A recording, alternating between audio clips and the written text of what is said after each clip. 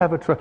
Lao Tzu is profound about this, and each one of the 81 verses, it comes up about 60 times as you look at letting go and letting God, allowing yourself to trust in your nature, allowing yourself to no longer believe that everything has to be controlled by me, and that other people no longer have to be in control of me as well. Begin to trust. Just like you did for the first 9 months. You trusted. Your nose showed up. Your height showed up. Your eyes showed up. Whatever. It all showed up. It's all perfect. It's all divine. So why not wander through your life and have this wonderful, peaceful knowing that it's all fine? And finally, shift from your sense of entitlement. Nobody can treat me that way. I'm entitled to have this. Well, I paid for that. I let go. I mean, that in 1 year, I let go of all of my entitlements. I don't feel I'm entitled to anything. I'm just here. Shift from entitlements to radical humility. Lao Tzu speaks about it so often. Stay humble. Stay low. The greatest leaders are the ones who do the least. The ones who stay back and just model and allow. And at the end of the day, in one of the verses of the Tao, it says, the people will say, we did it ourselves. We did it ourselves. In verse 49 of the Tao Te Ching, here's an exact quote. The sage is kind to the kind and kind to the unkind because the nature of his being is kindness. And also, be wise and help all beings impartially, abandoning none. You know what I do? Just before I did this program, I have to admit I was nervous. I was humbled by it. Like who are you, Wayne Dyer? Who are you to read the Tao and believe that you can interpret it on television and interpret it in a book and spend a year and say, like, I got real humble with that. And you know what I say? Tao, which is just another word for God, or Source, or Krishna, or Allah, or whatever you want to call it, guide me. Guide me now. I have that awareness before I come out. If you knew, it says in the Course in Miracles, if you knew who walked beside you at all times on this path that you have chosen, you could never experience fear or doubt again. I remember Mother Teresa saying to a dear friend of mine who was asking what could he do? What could he do to do something for her? He was, his name was Pat McMahon. He was on KTR radio in Phoenix. And finally Mother Teresa said to him, you can do something for me. She said, tomorrow morning, get up at 4 a.m. and go out onto the streets of Phoenix and find someone who's living there who believes that he's alone and convince him that he's not. That's what you can do. That's how saints talk. That's how Lao Tzu spoke. Okay, let's go on to the next thought. To change. So you're changing from not trusting in your nature to trusting in your nature. You change your thought from I need more to what I call living contentment. What is this thing about more? It's the mantra of the ego, isn't it? I have to have more. I have to collect more stuff. I have to have more friends. I have to have more money. It's more, more, more, more, more. When where you came from nowhere. You don't need anything. It's a continuous bombardment that we are all exposed to in this whole world of believing that we have to have more. It's one of the reasons why I love public television so much. You don't see ads on PBS. You don't have to be constantly exposed to the idea that you have to have more and you have to get more, and if you don't have this, then you're not complete, and so on. So we get bombarded with this idea of attracting more. And Lao Tzu says, live contentment. Live in a state of being contented. Here's verse 81, the last verse of the Tao Te Ching. My favorite translation of it, and I put it right into the book. Sages do not accumulate anything, but give everything to others. Having more, the more they give. It's a great lesson. My son Sands, who's, we're very, very close. We just spent a couple of months together over in Maui, just just being together, just being. It was a divine time. And he came home with, it was last summer, he came home with 4 t-shirts that he loved. And I said, well, honey, I said, which one do you like the best? He said, well, that one over there, that blue one, it's got the writing and it's got the drawing and it's got a surfer and it's got, I said, that's great. I said, I'd like to have that one.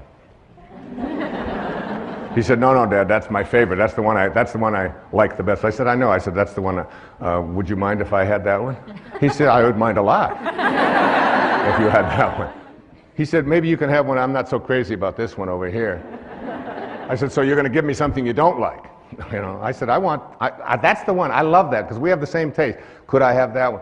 He said, Dad, you're crazy. He said, you can't have my favorite t-shirt. I said, well, I want you to think about that. I want you to think about detaching and letting go and not needing to have more. And he's heard me talk about this stuff his entire life. So finally, he just, you know, I went in and I tried it on and I said, this thing looks so great. Looking in the mirror, you know, thinking, he said, Dad, that really is mine. I said, yeah. I said, but you're going to give it to me. He said, no. I said, yeah, well, just think about it, you know, because I'm your dad, and I'd really like to have this. And so he reluctantly parted with it. And so that evening, I was still wearing the shirt, and he looked at me and he said, oh, that's my shirt. I said, you know, Sands, I said, you gave me the shirt. I said, I'm going to wear this shirt until you are happy that I have your favorite shirt. I'm never going to take it off until you are happy. He said, well, you'll be wearing that shirt a long time. I said, well, that's okay. So I wore it. The next day I got up. I slept in it that night. I got up I did. I got up the next morning. I put it on, and that Sands would come in and he'd look at me. I said, oh, you're still not happy that you gave me something that you really love, because this is what it really means to be a sage.